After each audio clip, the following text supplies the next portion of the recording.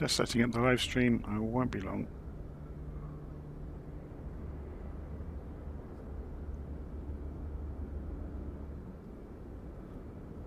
Okay, so I discovered a little bit earlier this evening that the FlyByWire Airbus A380, the development version of the FlyByWire Airbus A380, is actually compatible, or mostly compatible apparently, with Flight Simulator 2024. So we're going to find out how compatible it is this evening. So I've not tried this yet myself. I've gone and updated the documentation that I use to start aeroplanes up. So I've gone and run through that very briefly, but I've not actually flown the aeroplane yet. So we're about to find out how good my instructions are. So let's go and get inside the cockpit. And I'm going to run through the procedure. So I'm going to show you it now, just give you an idea. So if I go to drive.google and I look for A380, you can see I've now got a Flight Simulator 2024. Actually, that's got 2024 missing off of it there. But anyway, it goes through how to set views up. You don't actually need any custom views though in this aircraft. It's pretty good with the views it's got. Yeah, there are some mistakes in this I need to fix. View, shift, space, and then pan with the mouse. And it goes through doing everything, basically stating everything you need to do along the way. So I'll be proving that checklist as we go through and start the airplane up. And then we'll see how we get on. So, pre-flight. Shift and 8 takes us overhead. And actually, have I missed the tablet off of these instructions? I think I may have. Can we fire the tablet up before the aeroplane? So there may be even more coming in terms of the instructions.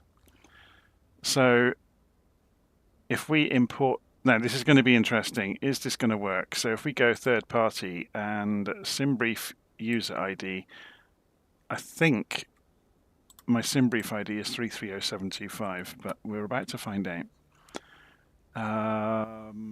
Dispatch system. Account settings. 330725. I think this is what it wants. And not the username. The override SimBrief pilot ID, whatever that means, seems to have worked. So then we can come in here and that's working. And it's pulled the fuel and payload data in. So does that mean, I'm just going to go and look at my own instructions here. Yeah, I do cover it in the instructions. So let's go back through my instructions and start at the start. So Shift and 8 takes us overhead. And we're going to turn all of the batteries on. Then we're going to go and put external 1 and 2 on as well. Interestingly, they are coming up saying avail, but they're quite dim. So you can see there's a few little issues here and there. And then strobe can go to, yeah, you've got a flickering light, look. So strobe can go to auto. There's some stuttering or flickering around here as well, look. Nav can go to on. The APU master switch can go on, and then we can start the APU. Cruise supply can go on. The signs at the bottom right, the emergency exit lights can go to armed, and the no mobiles can go to auto. And then further overhead, we press Shift and 9 to get there. We can go and rotate the ADIRs to nav. Okay, then Shift and space will put us back in the cockpit.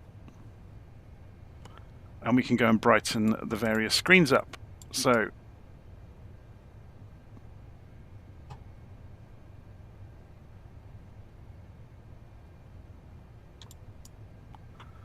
which is the brightness for this one? That's a really good question. Anyway, let's go and do this side.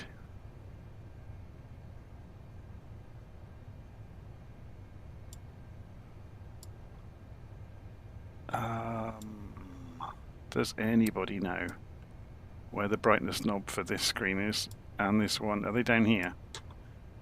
Yeah, they are.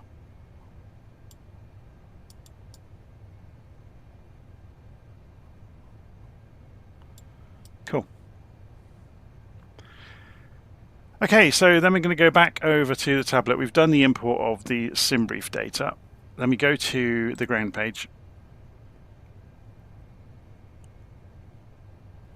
And we're going to go to the fuel tab of the ground page.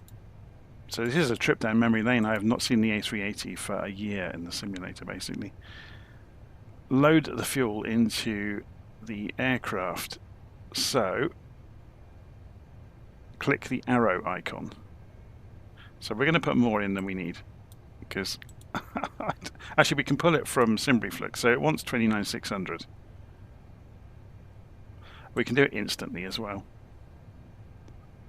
So that's, it wants that much. We're going to give it a little bit more, just to give ourselves some wiggle room. Even though it's a very short flight, obviously this airplane can fly halfway around the world, and we're just going to fly it for an hour. This is the just looking at the live stream comments, this is the development version of the aircraft. So apparently the standard version just won't, flat out won't work. So that's the fuel. The payload tab, we're going to go over here and we're going to say do this instantly. And then click the cloud icon to get the data from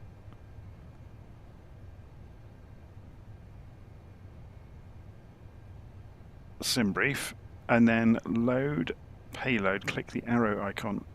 Presumably that's begin boarding. So, and it will do it instantly. There we go. So then the MCDU, we can press Shift and 5 to get over to it, and that still works, which is great.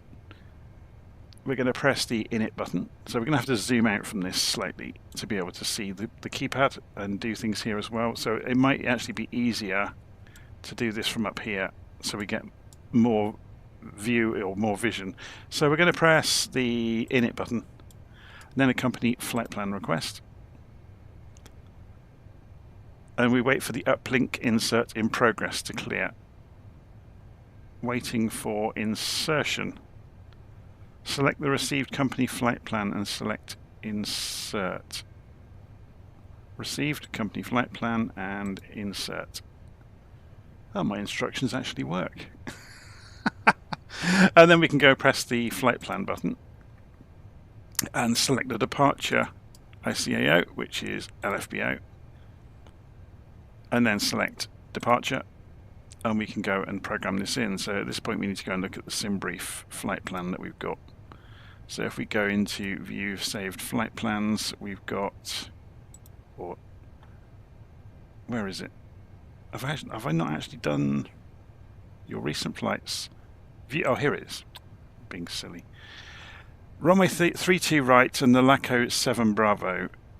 So runway 32 right and the LACO 7 Bravo SID, and put that into the flight plan and insert it, and then go to EGKK and we'll put the other end of the route in. So we're going to do the Vasu 1 Golf into 8 right. So runway 8 right, approach will be ILS for 8 right, and the Vasu 1 Golf. So similar to the A350, isn't it? And then insert that, and then we can have a flick down and see if there's any discontinuities or anything weird.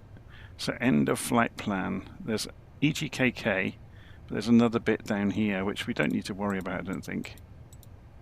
Okay, so we've done the arrival, so then we can go back to init,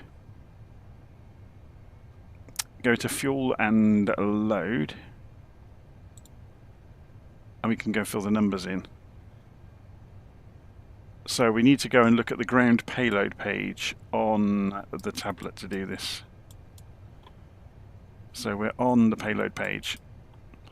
So we want the zero fuel weight in tons, so 333.9, so 334 tons basically.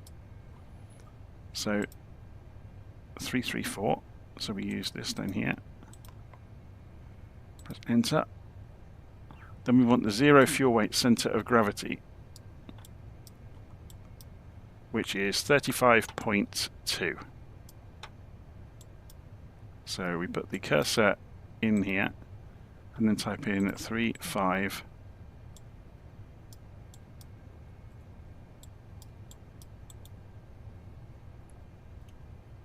Can we use the keyboard? We can. That's rather handy. And then the block fuel. So we want the block from either the OFP or the ECAM fuel page. Fuel on block. ECAM fuel page.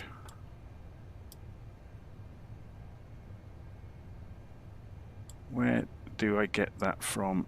So if I go up here, oh, we have to press fuel here, don't we? So this is one way of finding it. So gross weight fuel on block 33,000 kilograms. So 33 goes in here.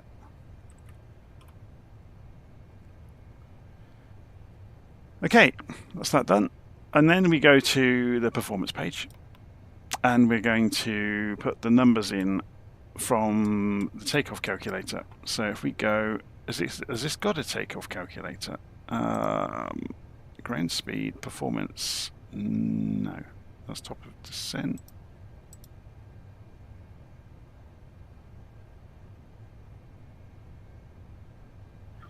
So there is a SimBrief performance calculator for it. So I'm going to cheat. And we're just going to type some numbers in. But there is a SimBrief performance calculator for this aircraft. It doesn't have it in the tablet by the look of it. So we're going to transfer these numbers. These are not the actual numbers for this. So 147. But it would be rotating at about 140, 150 knots, I would imagine. But we're just going to do this to put some numbers in for tonight's test. Just out of interest. Okay, I'm going to cave in and do this properly. A380. So we go and look. I've got the actual note in here, in my notes about it. So here we go. SimBrief. It has its own calculator. Aircraft type A380. And then we are taking off from LFBO, isn't it? Yeah, LFBO. Runway 32 right. Obviously that's going to give it its length. Takeoff weight. So what was our gross weight? 367,000. Flap setting, optimum, toga flex, blah, blah, blah, blah, blah. Calculate. And there we go.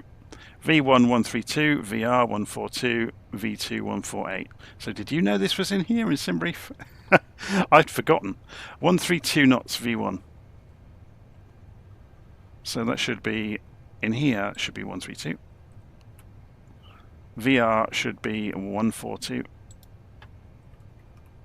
And V2 should be 148. So that looks a bit better, doesn't it? So we're using flaps 1, are we? Flap setting 1, thrust flex. We can go toga though and give us more thrust off the takeoff. Okay. So populate the trimmable horizontal stabilizer, THS, as required. So that's in here. There is no way of calculating this yet. So we're going to leave it at 0. Okay. And then we select return. And that brings us back out of there. And then we can go and program the flight plan. Oh, we've done the flight plan with SimBrief. I've also got the instructions in the document to do it without SimBrief. So then we go to the Autoflight System Control Panel, AFSCP, so Shift and 2. That's what we also know as the FGCP in the A320s and the MCP in the Boeings. Set the QNH, so we're going to press comma to do that. Configure as required for managed or selected mode. We're going to be using managed mode. And we're going to set this to fly straight out to cruise, which is going to be... I've come back out of the SimBrief flight plan again, haven't I? Have I got it somewhere else? Yeah, here it is. We're flying at 34,000 feet. So we're going to let it fly the constraints to get there.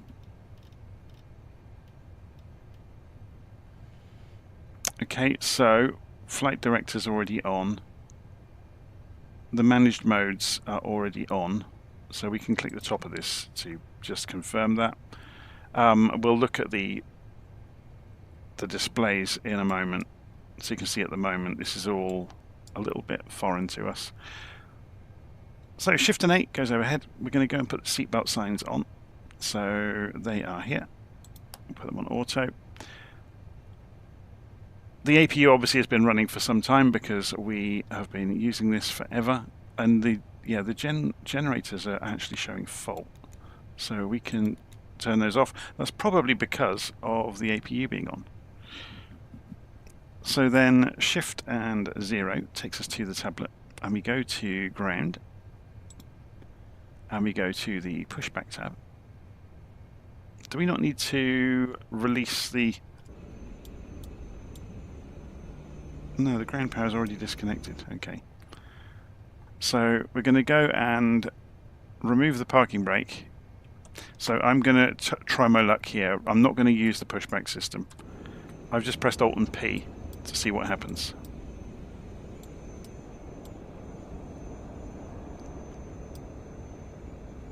So we're going to be taking off runway 32 right. So let's go and have a look at the airport information for 32 right. So we need to double back on ourselves and then do like an S to get to the beginning of 32 right. So we want to be going out that way really. So let's turn the brakes off. And it's going the right way for a change.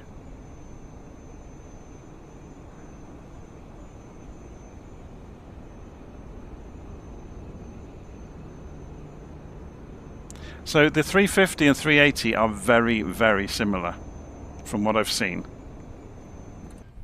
But obviously I'm trying to remember how this works while we're doing this, so results may vary.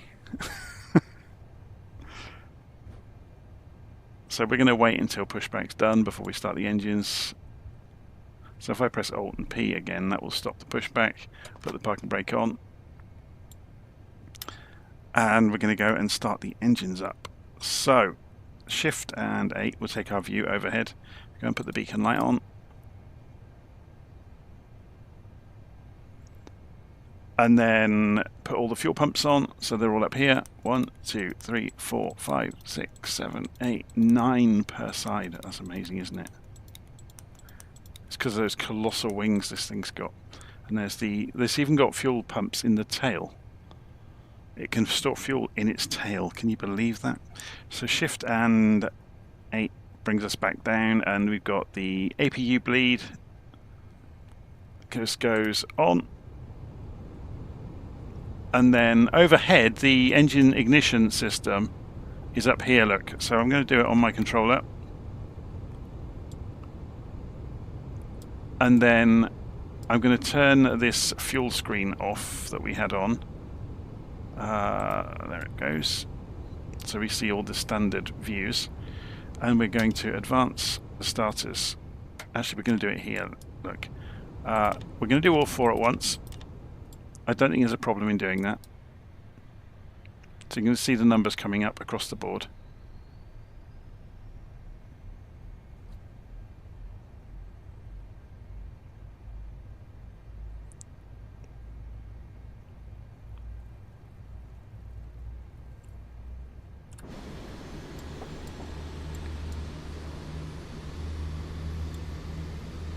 It's gorgeous, isn't it?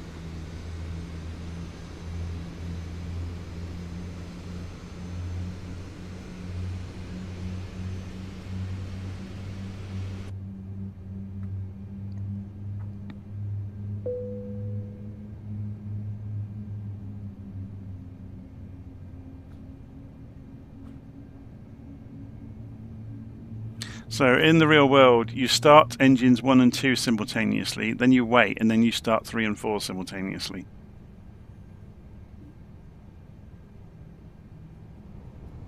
So once they are all up and running and stable,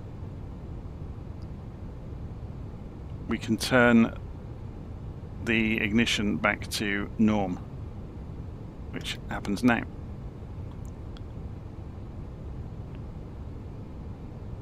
So then back overhead, the APU bleed can come off, the APU can come off, the engines are running now.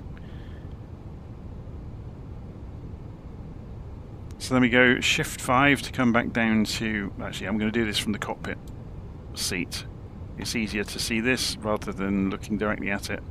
So we're going to press the surf button and we're going to go and put the transponder on auto. We're going to set the TCAS to TA only. And this is showing predictive wind shear as not being switched on. I wonder if it's automatic.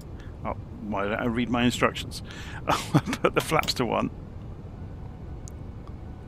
We go and arm the ground spoiler and release the parking brake. Before we do that, we'll go and put the taxi light on.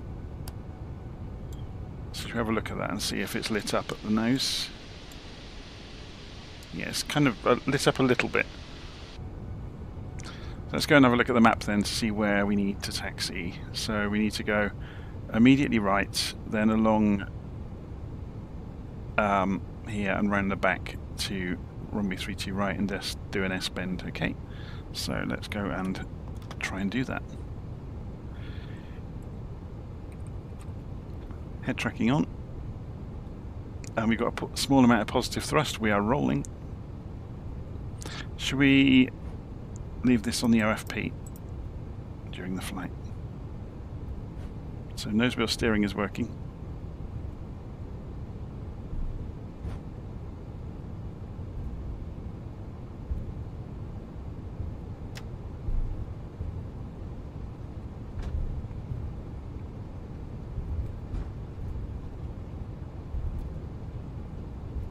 So everything that is going well, I'm kind of cheering slightly. Because I'm not expecting everything to go well. I'm expecting us to have problems at some point.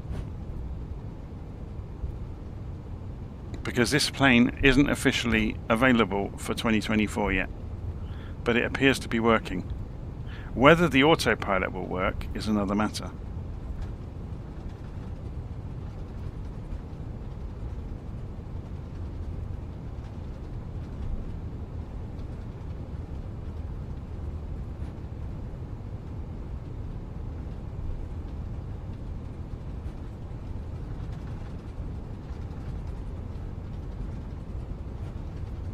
So we're going to go for the next left turn, which will go across the back of the runway towards 32 right. This is 32 left.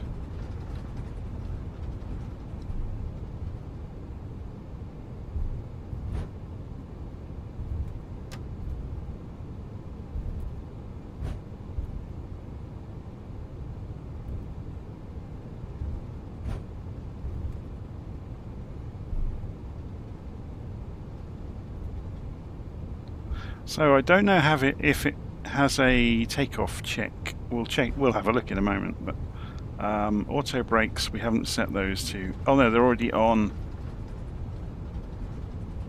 They're on disarm.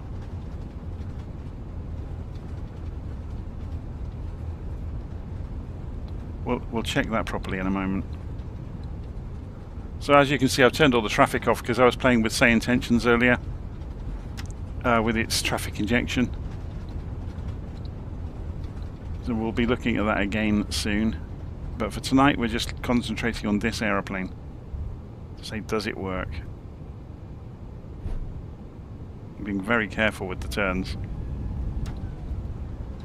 he says as he opens the engines up and it lurches forwards.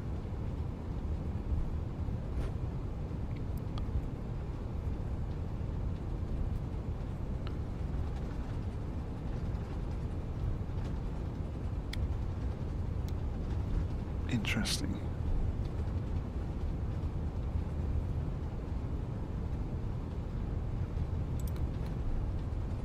Oh, there we go. That arms the rejected takeoff.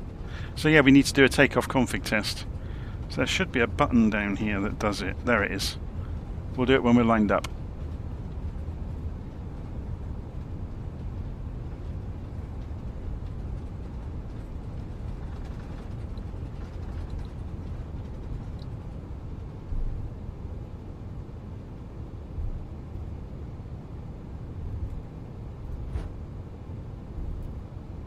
So Toulouse is one of the major manufacturing places for the Airbuses, so that's why we're here. I thought it was suitable that we're doing a first flight with the A380 in 2024 for me, so I thought why not come to Toulouse to do it.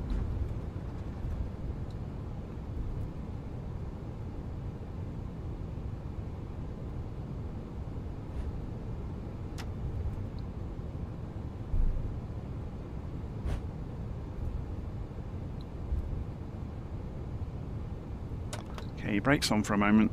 I'm going to turn the head tracking off for a moment, just so we can do this quickly and easily. So landing lights go on, nose lights go to takeoff, put the logo light on auto, strobes can go on now. Takeoff config check. Press it. Try it again.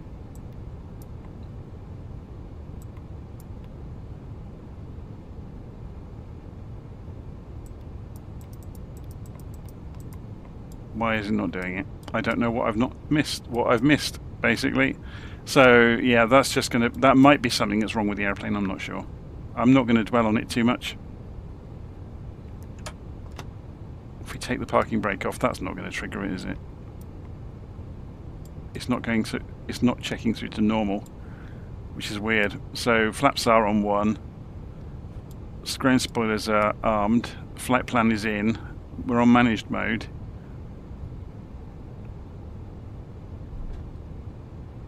So let's see how we go.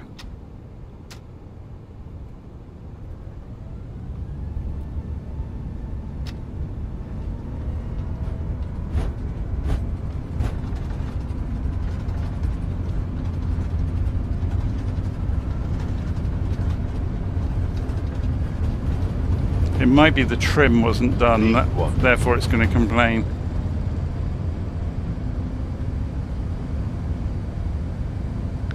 Gear up.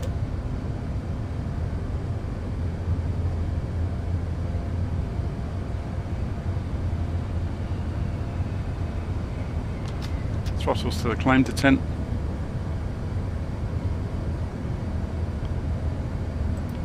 Autopilot on.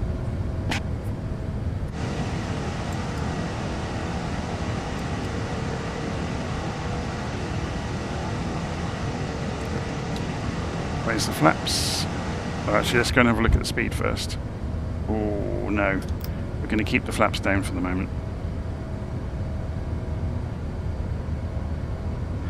Quite a lot of these flight plans, it does a steep climb out.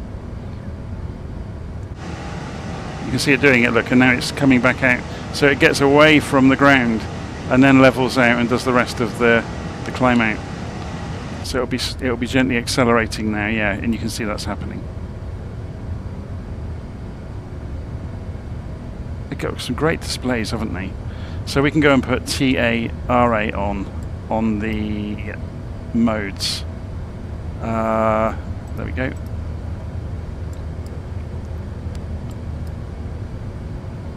So speed is coming up, so the flaps can come up now.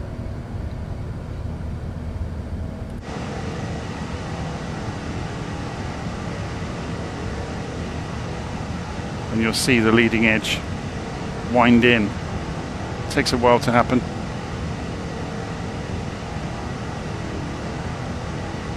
It's a bit windy, isn't it? It's waving around in the air. So let's see how well it follows the flight plan. Coming up to 250 knots, starting to bank. It's looking good, isn't it? So we don't need the ground spoilers on anymore. Coming up to 4,000 feet. What's the transition altitude?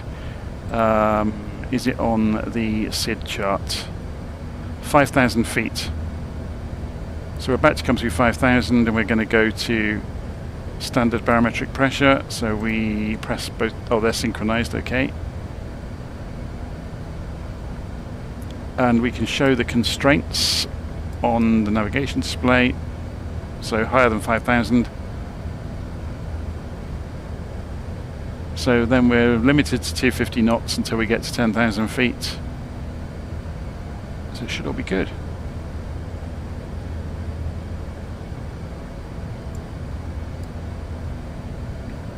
I'm amazed. This is working far better than I thought it might. That's famous last words though, isn't it? I ought to keep my mouth shut. So let's go and increase the range on the navigation display. It's a fairly straight route, isn't it, out? So if we show 160 miles, we can see this on Navigraph as well. So we're just going out towards this waypoint, and then we shoot off across France and then weave our way in. Look at this star going into the approach for Gatwick. It's awesome.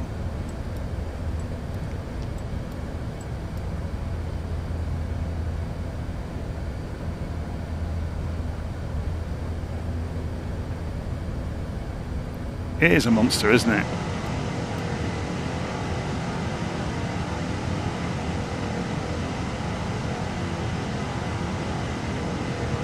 I'd love to see how it affects the air around it, because 2024 models that. It would be great fun in a group flight to try and fly behind it with something small and see how you get thrown around.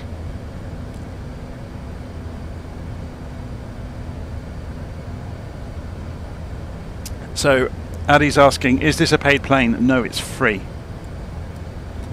You go and install the FlyByWire installer. You go to the FlyByWire website, you install this installer, and then you can install the aeroplanes. So you can say, I want the A380, for example, and I want the development version, and you can see it's saying to uninstall it because I've installed it. I've got the development 8K version, which just means the textures are very high quality, and it installs it for you into the simulator. It's free, built by the community. So Lee is saying he's not going to fly in my wake of turbulence. Nice to see you, Lee. It's been a while. So this is very cool, isn't it? The way this is. So is that a constraint on the flight plan? If we pull the flight plan up. So Charla, flight level 340. No, it's not a constraint, but. Oh, I suppose that is showing it. Yes, that will be 340. That makes sense.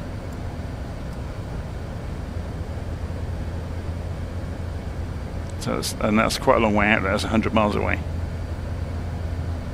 So we're just using managed mode basically on the avionics, and it's looking after itself quite nicely.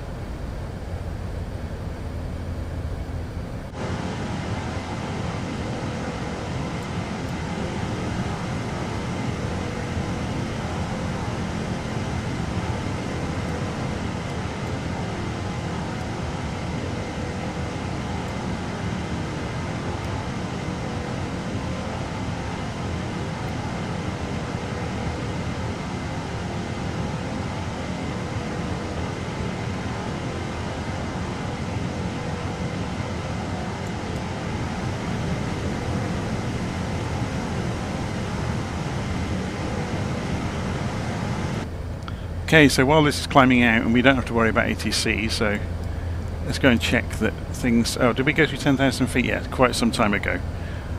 Good job we're not doing things on a test here, isn't it? Okay, that's the lights turned off. Let's go for a wander.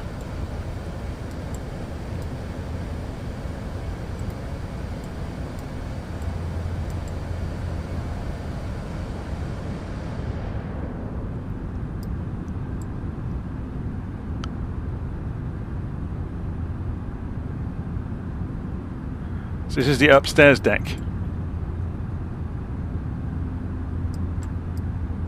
So if we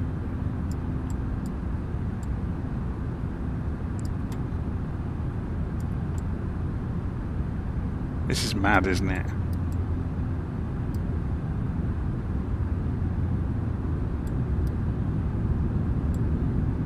And if we go down and have a look at one of these seats and see what they've got in them. So you get a little tablet and you get some drinks and you get some power outlets for your phone. You get a little device. Oh my word.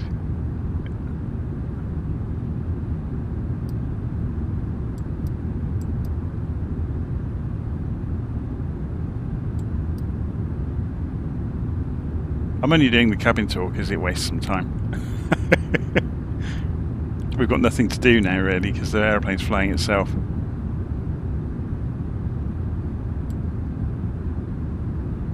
You can see there has been some cutting of corners here and there. Yeah, this is the... yeah. It doesn't extend all the way. There's gaps. Whether that's because of 2024, I'm not sure. I don't think those gaps were there in 2020.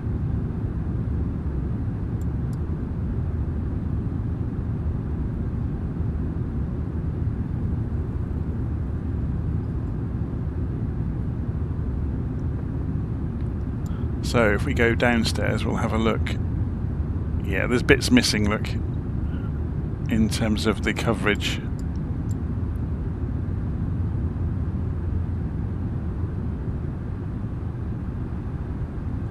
So these first class ones have got gold fittings. Like, it's ridiculous, isn't it?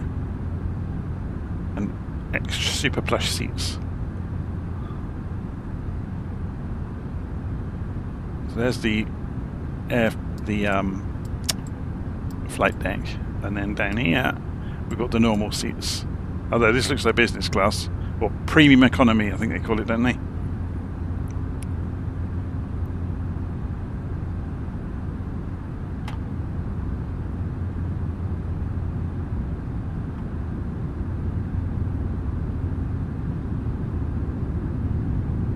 How many seats? So 1, 2, 3, 4, 5, 6, 7, 8, 9, 10, 11 wide. Did I get that right? 4, 3, and 3. No, it's 10 wide. I counted it wrong. Even so, it's madness, isn't it? So I saw a documentary about this a while ago. These pillars, some of them have got... Because this aircraft has such incredible range, I don't think this is one of them actually, it might be up the other end. Some of them got stairs inside the pillars, and in the roof of the aeroplane there is the beds for the crew, because they have a couple of crews on board. Because it has got such enormous range, you have to have a rotation of crew. And cabin crew as well, obviously.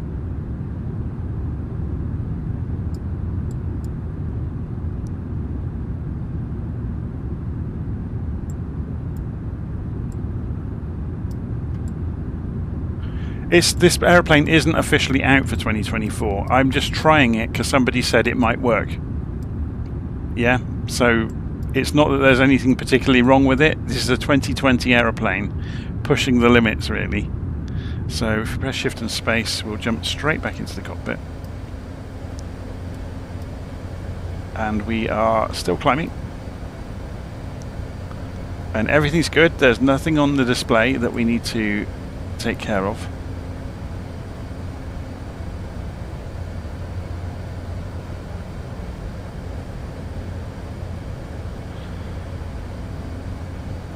So we've got nothing to do now for a little while.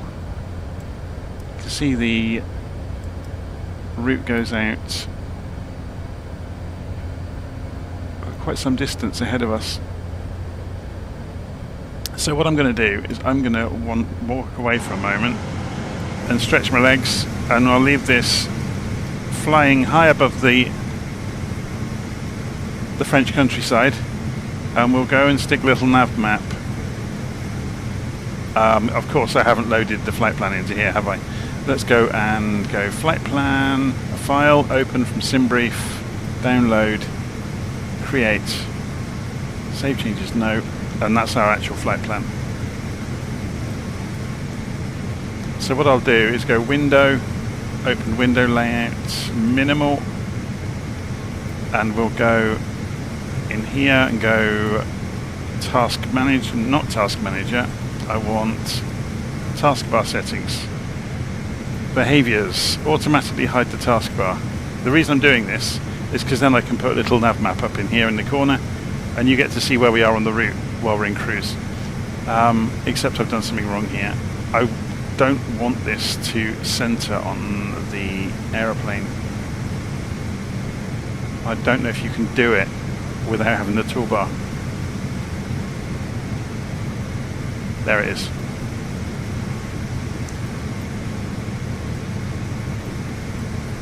So it just gives you a view of the route.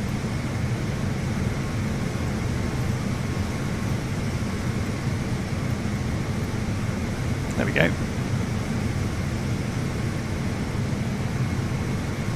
So Captain Starsky is asking, can you circumnavigate the globe? I don't think you can, but it has got a colossal range. I'll look it up for you. Hang on a second.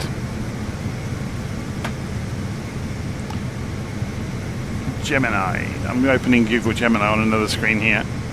Can you, or can, oh no, what is the range basically? What's the range of the Airbus A380 question mark? 8,000 nautical miles.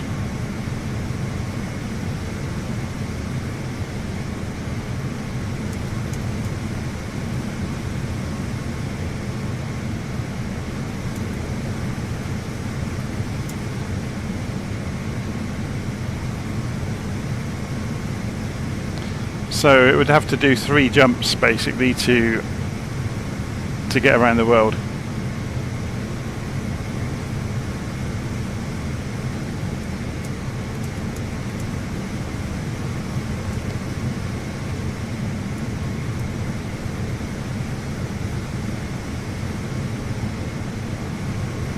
So it can't even do the London to Sydney in one go, which is about 10,500 miles.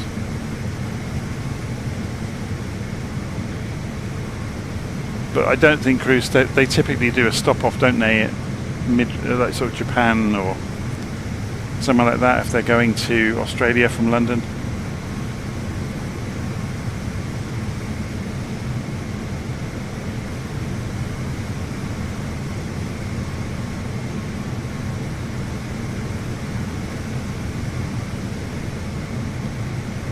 Aha, there we go. Rex Cook is saying they always stop at Dubai or Singapore. What? Okay, what's just happened?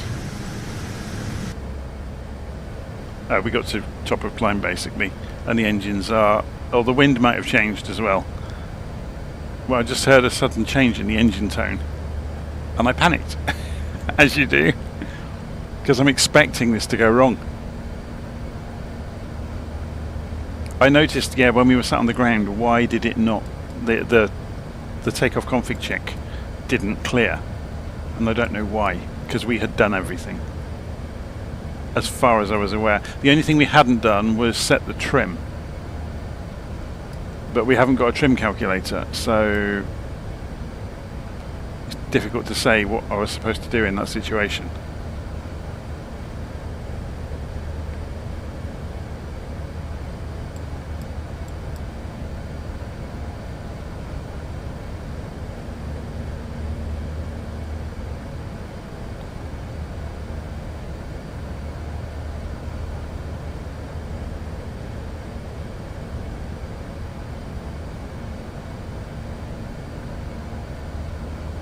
Yeah, so there's a very good point made there in the live stream chat.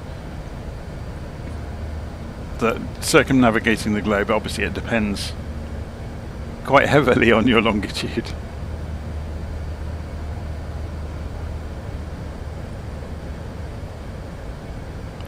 But I was thinking in terms of, at the maximum circumference of the Earth. Of course, that's all dependent upon the Earth being round or spherical. If it's flat, it might be a different story.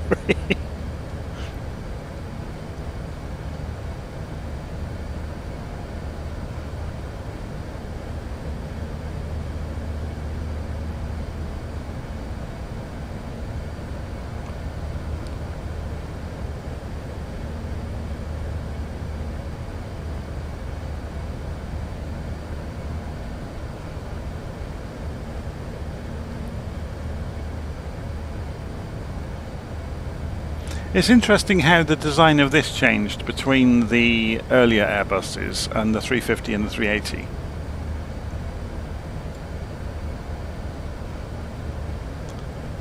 It's the thing, I guess, that always fascinates me with these various aeroplanes, is you can kind of see the evolution.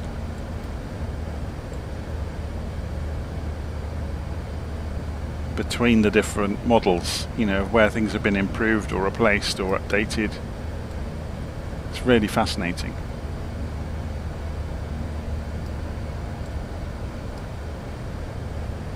So I didn't plug in Navigraph, and I haven't updated. Now the more modern aeroplanes from the likes of from Anybuilds, update within the tablet for the navigation data.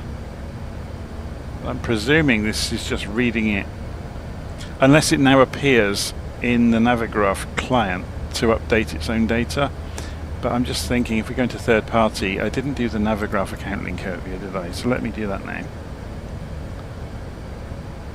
Let's just see if the Navigraph bits and pieces are working. So I'm just logging in on my phone. Use my Google account. Approve from Navigraph, allow it through, and there we go, we're in. So that's connected my Navigraph account. So then we should be able to come into charts. Now can we, so they're the plates, do we get any moving map displays or anything?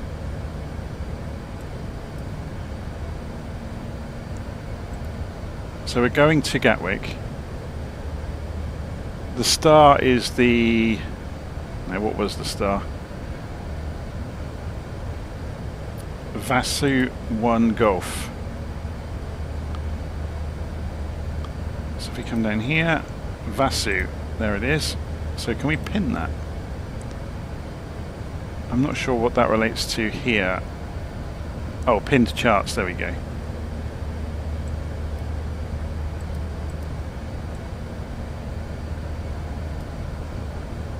It's an interesting one, isn't it?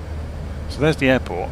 So we come in here, double back, and then snake back again. So if you look at the approach chart, we're coming in runway 8 right. So ILS for 8 right. Pin it. So yeah, there we go, look. We come in from here and join the ILS, 110.9, 77 degrees.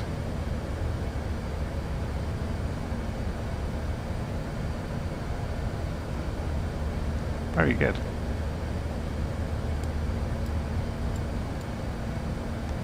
So where's top of descent? If we go and have a look. So aircraft, have I got the performance file for this? Probably not, no. Where's the aeroplane saying it's going to start descending? Just after odd rep, which is here. So later than an A320 profile, although this has probably got the wrong...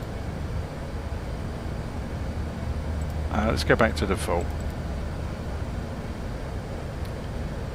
34,000 feet, that's what we're at, isn't it? Yeah, so it did pull that in from the sim brief. Interesting.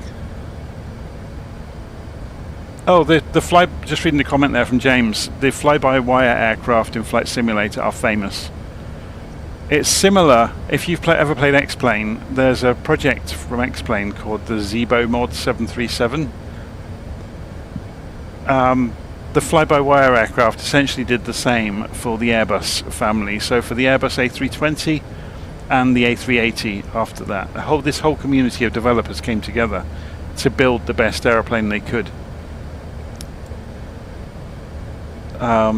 This one, yeah, the A320 from InnyBuilds has got a working printer that you can actually go and get your weather reports. I wonder if this has got the... I've not tried any of this. Let's go and have a look. That's not implemented. Yeah. So the A320's got AOC built into the FMC. Or MCDU, I should say. And you can do METAR requests and they get sent over to you electronically, and then you can print them out, and there's a little thermal printer on the corner of the pedestal in the middle, and you can tear off the bits of paper and put them on in the middle of the pedestal to refer to for the weather.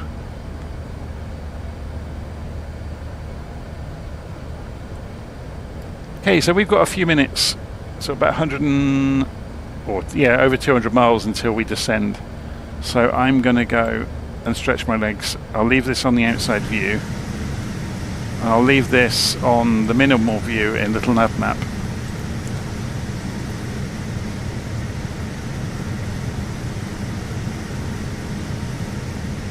And we'll be there soon. So I'll be back in a bit.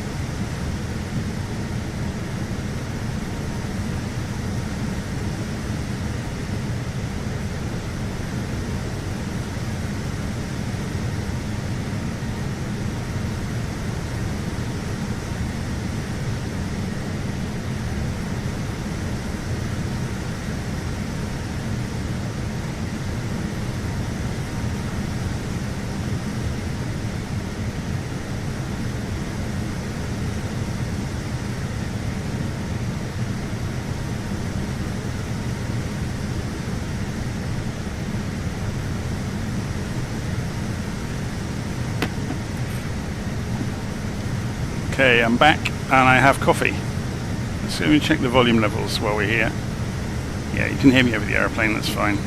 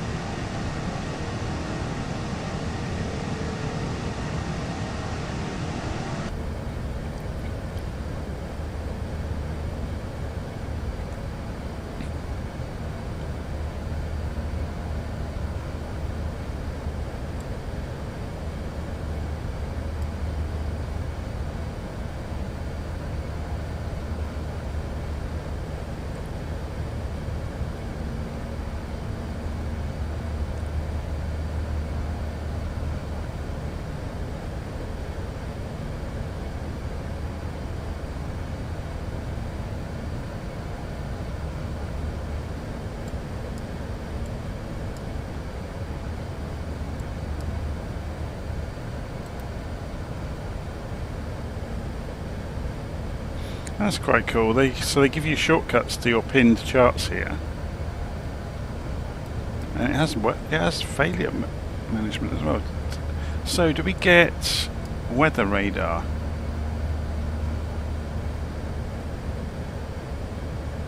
Terrain, weather rate. There we go.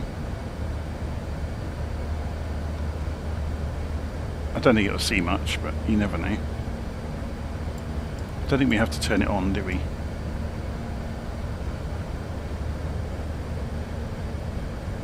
No.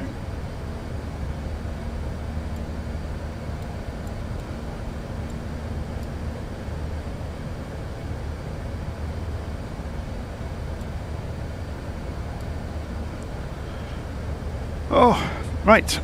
So while we have a few minutes, I'm going to bore everybody to tears and show them some other things I've been picking away at recently. So we'll open this up so we don't lose touch of what's going on with the airplane. So alongside, I really should have fired this up and recorded the flight on TCAS. Here's Virtual Flight Online, the airline. So I founded Virtual Flight Online when 2020 came out, basically, to give myself a community. So, and it grew out of all recognition. It was, yeah, it now runs itself. There's people who help out, and it really is its own thing. So if you go to Virtual Flight Online on the internet, there's a very active Discord server. We've just opened following people repeatedly asking me if I would do it. I've set up a forum as well now, but the Discord server is really busy. There's a couple of thousand people in there, and they're all flight sim aviation enthusiasts, and we don't have too many idiots, which is the main thing, which is really helpful.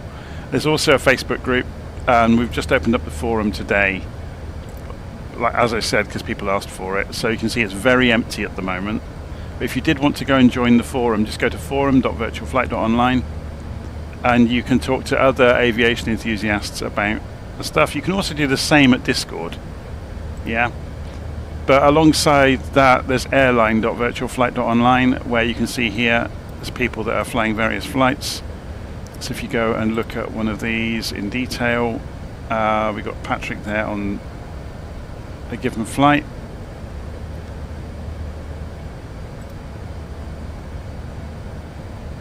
But yeah, the airline is a bit of a masterpiece, really. It's based on PHP VMS. So if I log in as me,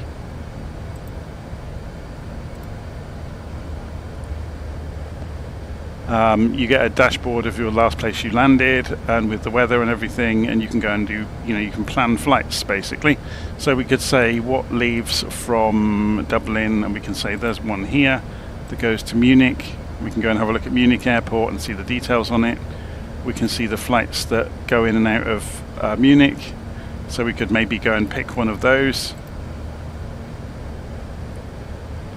And we could then go and generate the SimBrief OFP and load it straight into the ACARS software. And then during the flight, it will be busy marking us against a score sheet of how well we have operated the aeroplane. So for example, if I go and look in my most recent PyReps, actually that's the wrong place, I want to go and look in PyReps. So here's my last pilot report, and if I go and look up the details in it, you can see the exact route and a breakdown of the finances. It's quite cool, isn't it? It's got a lot more detail just recently. This is before I switched on a lot of the details, so you can see how we went along the route, but you can also see the flight log of so any problems that happened along the way, or me operating the aeroplane and doing things to it. You can see the data that came in. You can see a chart of airspeeds along the way. It's very cool. And there's a rank structure as well involved. So the more hours you file, then the more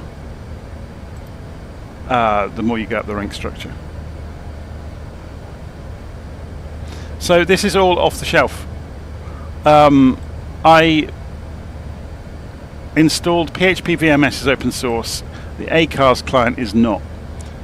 But the skin over the top of it, I heavily modified it. It's based on a project available online at GitHub. If I go to GitHub and find Faith Cos, this guy is an amazing developer, and he has extended PHP VMS with these various projects. And again, I think it's donationware they call it, where you give him, I think it's about $50, and he gives you all the goodies to extend the system. So if we go and look behind the scenes, you get things like being able to again, this is tons of configuration work. Don't underestimate this. Income and expenses on a grand scale, and I've switched all this off. This is maintenance on the airframes. So say you've got a simulated fleet of aircraft. If someone goes and plows one into the floor, it could end up in the hangar for a week, being repaired. So then you've got maintenance management. Obviously I'm not seeing anything in here, but I would see all the bent aeroplanes in there waiting to be repaired. And you can also manage tours. So I've switched this off at the moment, but the idea is you can have tours with legs inside them. So then you could then go and, as a pilot, go and fly the legs and see a report of how far you've got through the tour. And then you could have awards associated with that, but we've actually moved away from the tours being in here because it doesn't work very well. But yeah, so the airline is great fun, and there's a full guide to it at Virtual Flight Online. So although it looks like quite a steep learning curve, it's actually not that bad. So there's a full guide here. If you go to Virtual Flight Online and follow the links through to the airline, there's a beginner's guide that tells you all about ACARS and the flights and the rank structure and scoring and PyReps and the fleet of aircraft. And we have done tours kind of through the back door.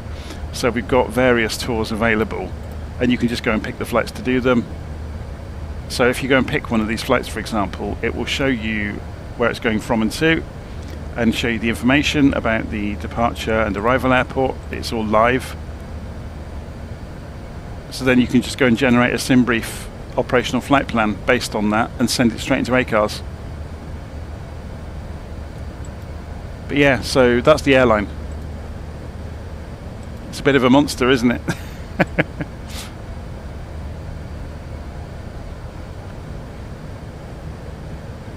So PHP VMS has been around for years and years, and it's a continual project. It was rewritten essentially from the ground up a few years ago, and they switched it over to use the Laravel PHP framework, which in itself is a bit of a monster. But yeah, so it's interesting, isn't it? I think the main one for the moment though is if you go to Virtual Flight Online, that's the main suite of places to go look. So if you go and look on the Facebook group, for example, you'll see it in there, and you'll see the various news going through, and we do try to keep it up to date. Some people like living in Facebook, Some people like living in Discord, some people like forums, we did have a forum a couple of years back, and enough people had been asking that I said, okay, I'll go and stand it up, and if it gets used, it gets used. There's also the newsletter, so anything that goes on with the airline, we have a newsletter, and that goes out. It's a Substack blog, and you can subscribe by email for free. So any changes and stuff that's going through will appear in here. So you can see the latest news is that we're resurrecting the forum.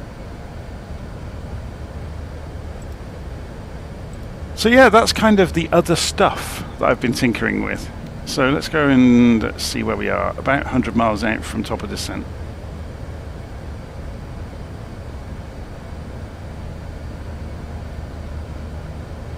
So yeah, Laravel is a bit of a monster, isn't it? It's just a, what do you call it? An MVC framework for PHP web applications. Model View Controller, for those that are not web developers or developers. It's a way of breaking up a bigger application into logical components.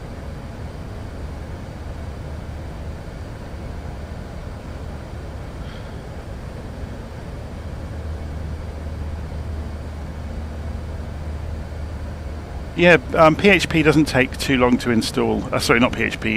PHP VMS doesn't take too long to install, but wiring it all up, the real trick is in generating those flights. So if you go and look at the airline,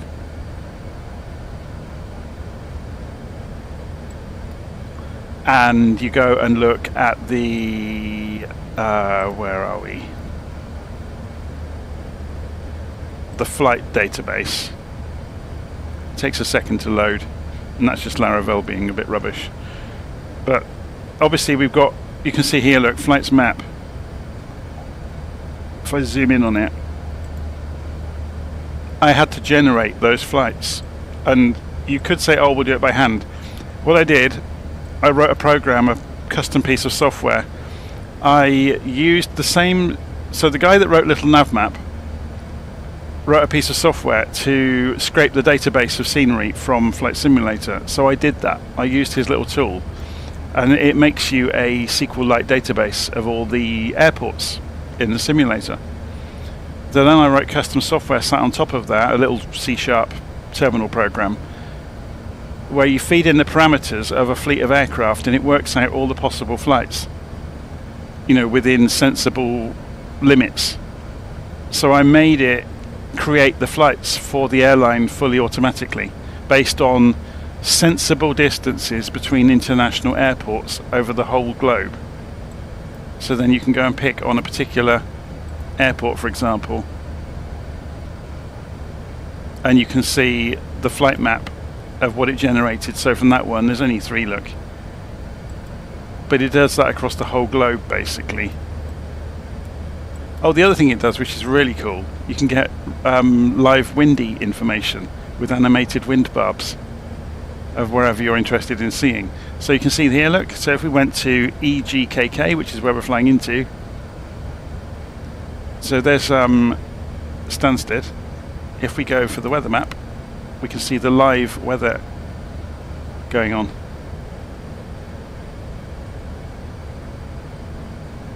It's very cool, and obviously you can see it as a written report as well with the NOTAMs.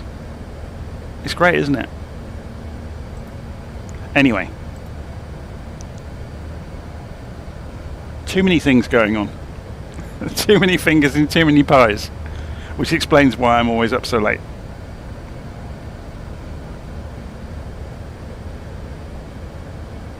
So they are not real world routes. I made them, they're fictional on purpose. It's just basically, it brute forced, the program brute forces every route possible, and then just looks at, okay, we want typically flights to be from say 250 to 500 miles or to 700, whatever it is, but it's based on groups of aircraft in fleets. So you've got transport aeroplanes, you've got, so that's the turboprops, so they'll be looking at kind of 300 mile routes. Then you've got the Airbus A380s and similar, the 737s and so on, they're all grouped together. So that group get a whole load of routes, and they're usually kind of around the 500-600 mile mark. And then you've got the world group, as I call it. That's the A350, 747, 777, and the A380, and they've got the intercontinental routes, which are obviously 3, 4, 5,000 miles. So yeah, the programming was horrific. I've still got the source code of it. I do get it out now and again. I also wrote a program to generate the tours, to make it easy to do the tours, where you just give it the list of airports and an aircraft type like a Cessna, and it works out the timings for the legs, which PHP VMS likes to have.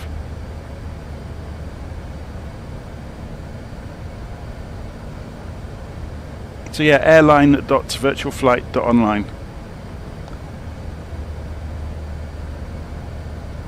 And do check out the Discord server. It's super friendly. Great people in there. And they do regular group flights on the Discord server.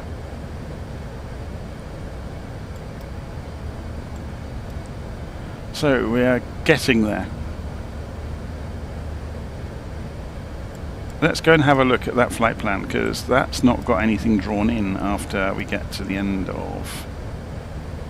So we've got Vasux is there, then Disvo, then it turns in. Maybe it's just there we go, discontinuity. So we'll clear that out.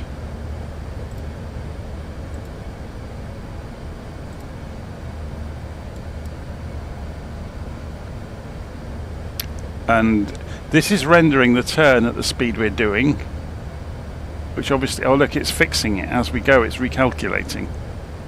Very cool.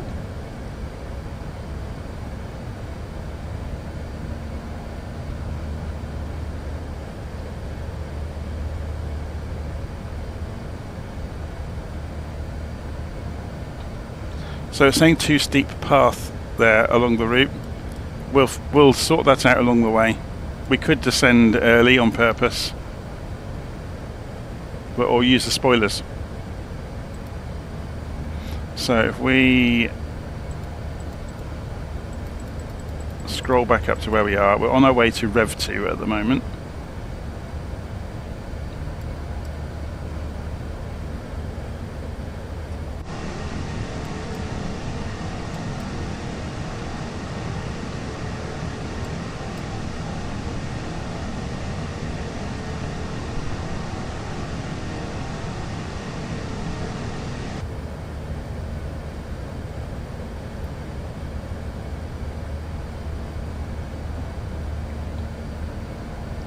So the airline doesn't give you the full flight plan, it just gives you point to point, and it's up to you. It's got the integration with SimBrief to go and get, a detailed flight plan of how to get from A to B.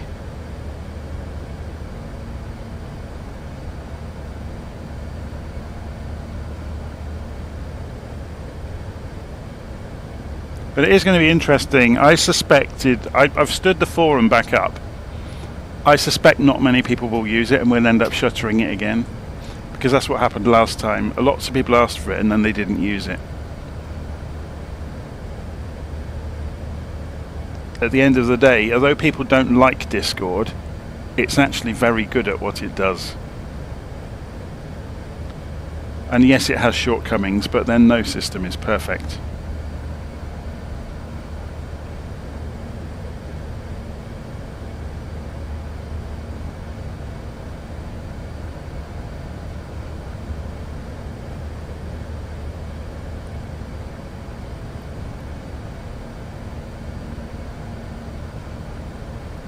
So, I wound the time back so you could all see what was going on. Would it be fun to go and put this back to live time now? Now, it's going to get dark in the aeroplane, obviously, because we haven't turned the lights on. Although, it looks pretty spectacular, doesn't it? Just with the default lighting. So I think we might just live with it as it is. So you've got all the dials along here to control the lights in the Airbus. I'm not sure if they're going to work. So yeah, it does the brightness for the screens look. This one here is the backlighting.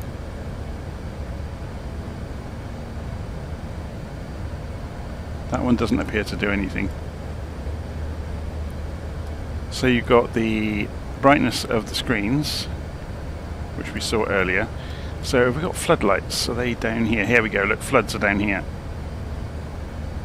Main panel flood, pedestal flood, ambient flood, integrated lighting flood.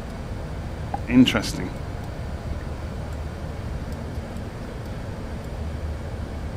Very cool. And the lights, look, they're coming from these strips all over the place to do the ambient lighting. Should we go and close the door?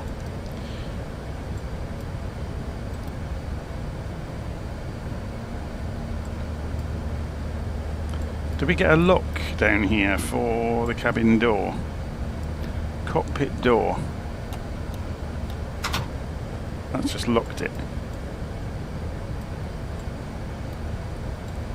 Okay, so we're going to start descending a little bit earlier than we need to. We need to get to, well, let's go and have a quick look at the Navigraph charts for the Vasux 1 Golf. So have we got any altitude restrictions or constraints? We need to get down to flight level 130 at Tel 2, basically. So Tel 2's there.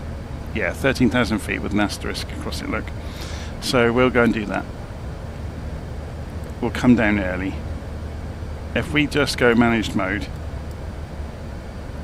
and it's going to come down probably 1,000 feet a minute if it behaves like the other Airbuses. And you can see the green dot shooting up because we are descending below the profile. So let's reduce the range on the navigation display. So that's when we have to get to 13,000 feet by.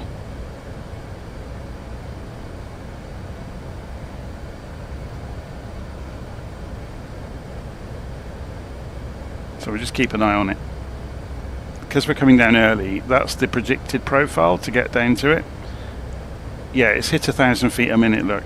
So the profile will probably catch back up with us.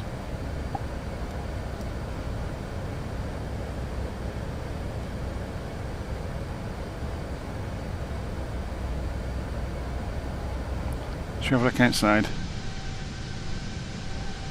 That's pretty cool, isn't it?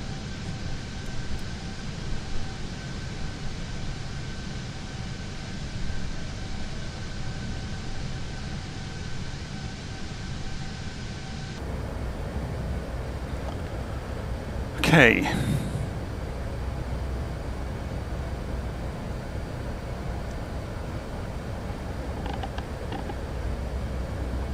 I'm amazed this aeroplane works in 2024. I am stunned that it's working this well. Of course, we haven't finished the flight yet. It could all go horribly wrong yet. I'll probably do the usual trick and let it get stabilized on the approach and then turn the autopilot off and fly it in by hand. Because otherwise, what's the point of being sat in the cockpit? Yeah, the lighting of the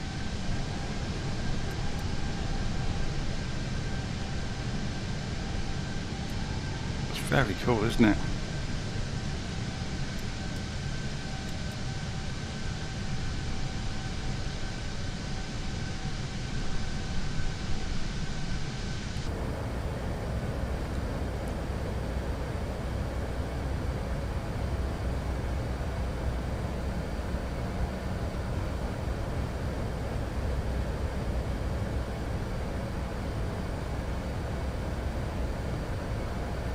So if you look closely at the descent profile, it is going to get steeper.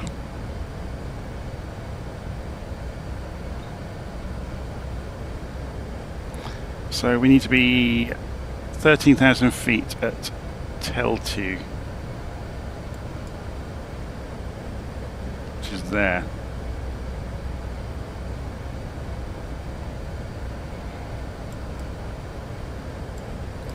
So we're letting the aeroplane come down in descent mode. We'll go and put the... We never took the passenger...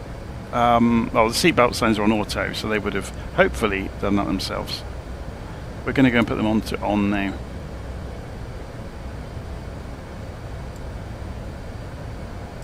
Do we get a burn down calculation on the fuel?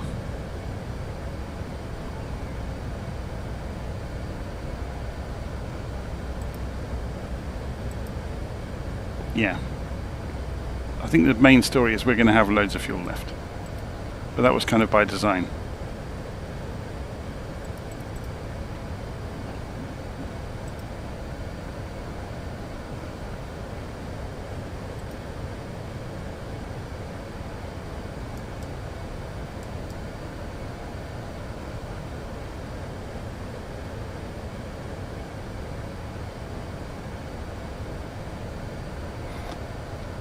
That's drawing that in very nicely there now.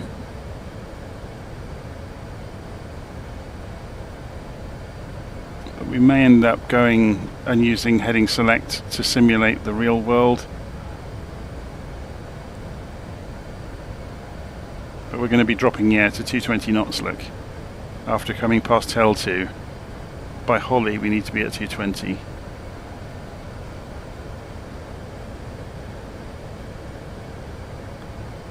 .08 right on the Willow transition. So did I program that?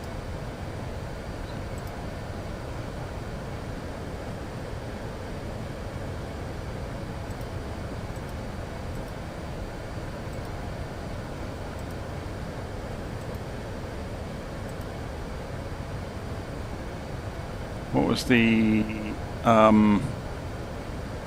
Vasu 1 Golf?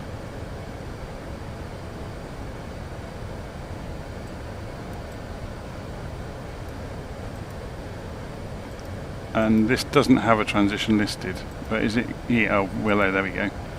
So we didn't have that previously.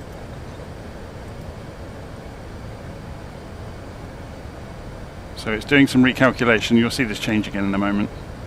There it goes. It takes a while.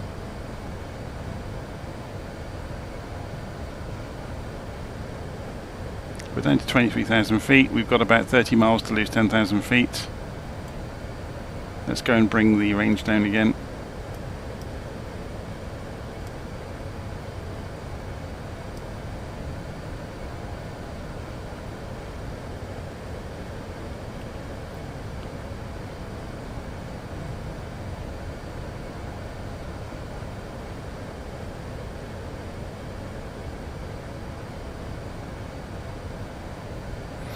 And we're into that whole world where we're not looking out the window at the wonderful world. Look at this.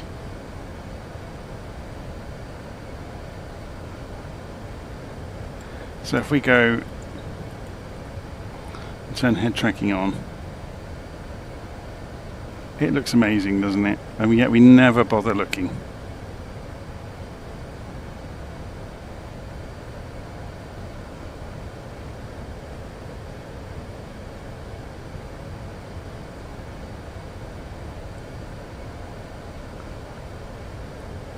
That's the coast of England just coming. We're over the... Let's have a look on the map, see exactly where we are.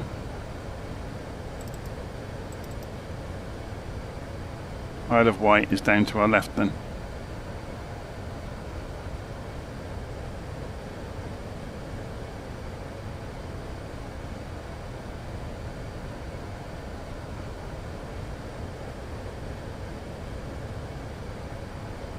Okay.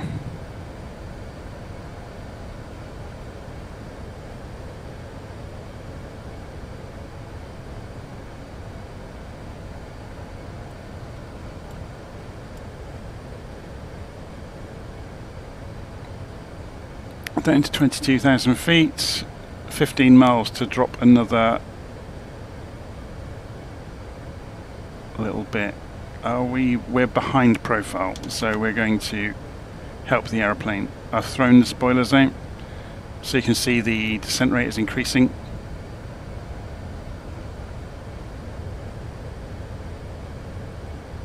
Let's go and have a look at the spoilers. Can we see them in the dark? Not easily. You can see them there, look, just.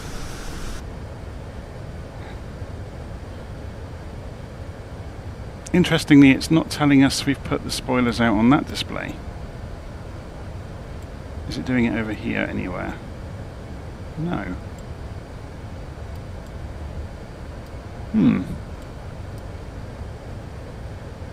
Ah, there we go. There's a notification now. Look, the spoilers are up.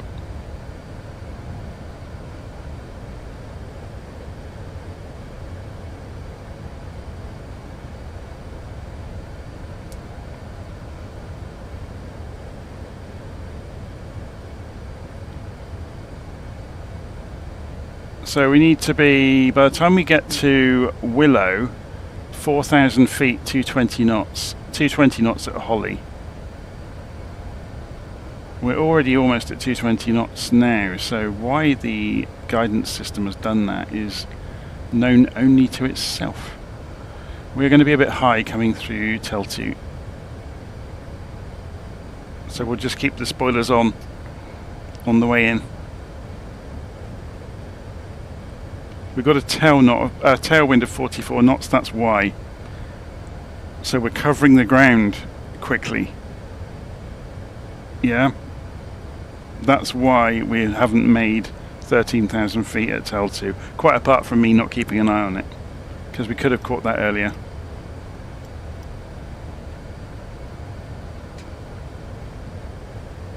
Does it have wing lights? Yes, it does. And we can go switch them on. They are over here somewhere. Wing lights.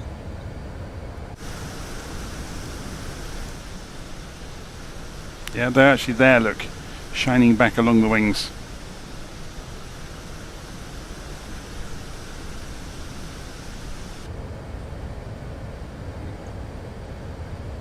So we'll turn them back off for the moment.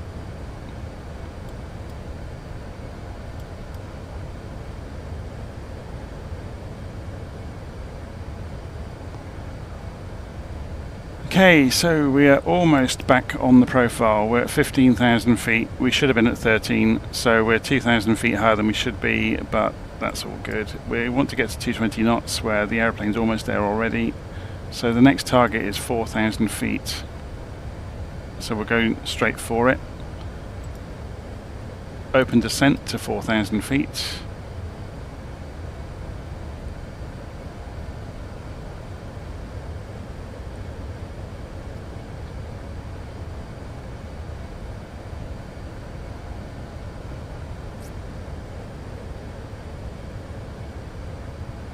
And we can pull the range down again to 20 miles now. We're getting there, aren't we?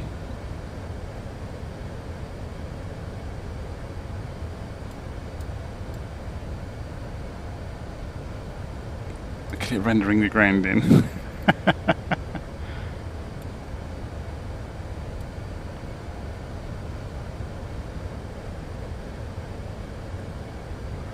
So, weather radar is not working. So we're going to go and turn it off.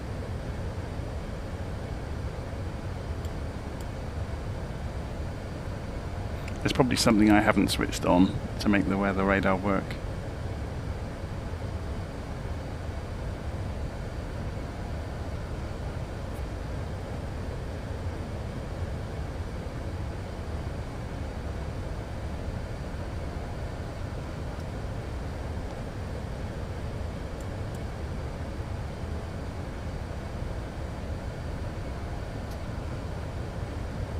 We're still playing catch up with the descent profile.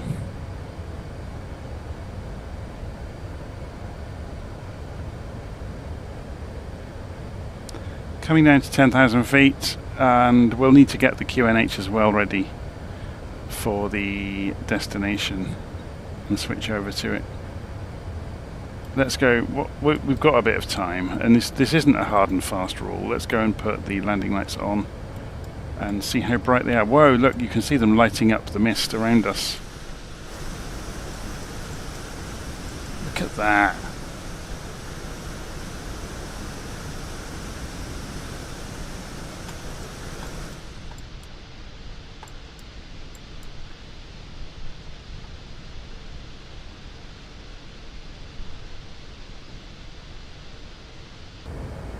Very cool. Okay, so we're coming down to 10,000 feet now. 220 knots, so we're getting there. We're on the numbers almost. We want to be 4,000 feet by Willow. So that's about 20 miles.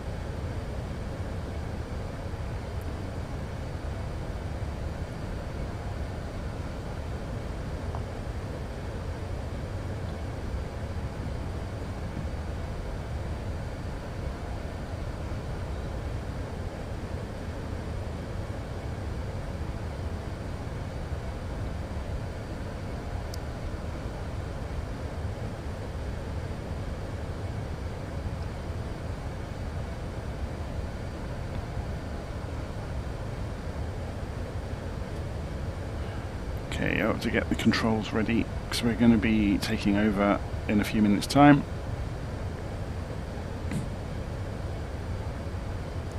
So let's go and check the barometric pressure at the destination. So open airport, go for the weather at Gatwick, 1013 hectopascals. There we go. It's standard barometric pressure.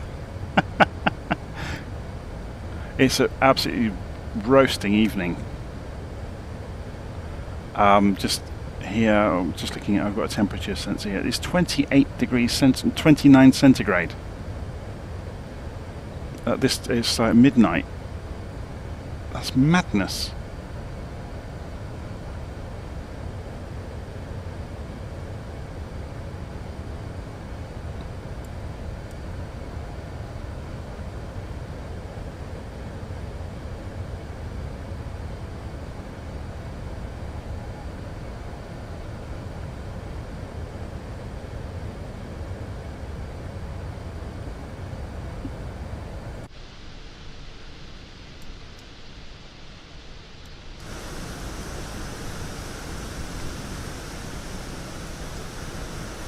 So there's the coast. If we look behind us,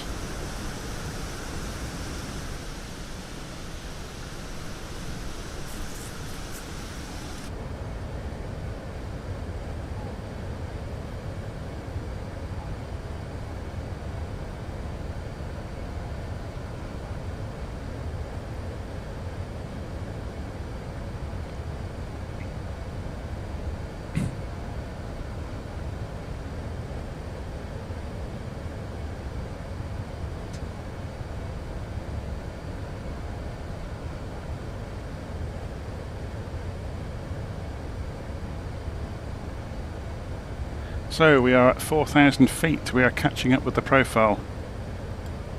So we need to get to 3,000 feet next. So I'm going to come off the spoilers.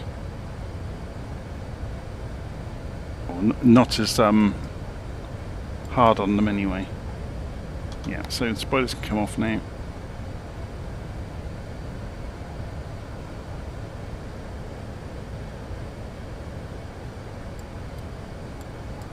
There is an issue here with the reflections corrupting, so whether that's a known issue with the airplane, I don't know.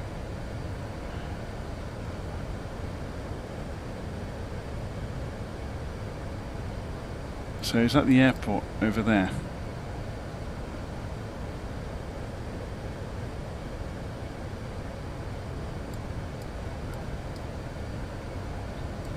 Be right out over our wing if it was. That seems a bit too close. Anyway, yeah, because it's going to be 10 miles away, look. So we need to descend to 3,000 feet in a moment. So we'll go and get that ready.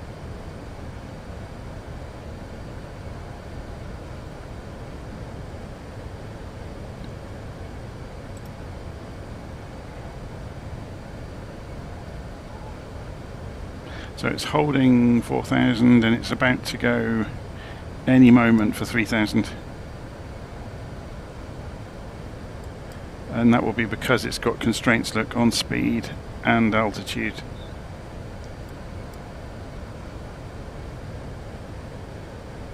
And we've come down to the transition altitude actually, so this should be on 1013.